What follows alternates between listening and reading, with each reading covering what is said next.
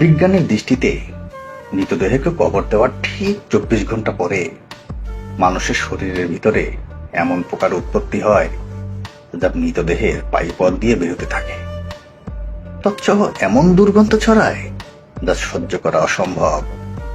আর এই দুর্গন্ধ পোকার সমগোত্রীয় পোকাদের নিমন্ত্রণ দেয়।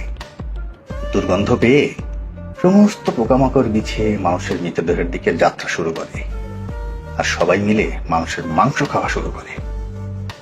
কবরস্থ করার 3 দিন পরে সবচেয়ে প্রথমে নাকের অবস্থা খারাপ হতে শুরু করে এবং পচন ধরে যায়।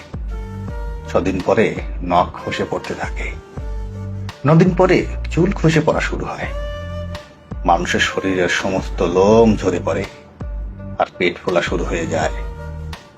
17 দিন পরে পেট ফেটে যায় আর শরীরের ভিতরে সমস্ত অংশ বাহিরে বেরিয়ে আসে।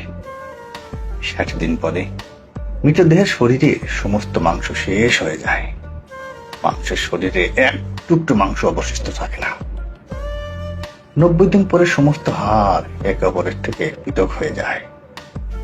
1 বছর পরে মানুষের শরীরের সমস্ত হাড় মাটির সঙ্গে মিশে যায়।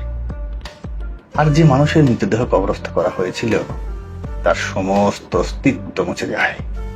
অতএব ভাই বোনেরা বলুন, মানুষের এত অহংকার, এত আত্মগরিমা, এত হিংসা, এত বিদ্বেষ, এত লালসা, এত নাম, এত সম্মান, এত শক্তি, এত সামর্থ্য, এত ধন দৌলত, এত ক্ষমতা, এই বাদশাহী কোথায় যায়?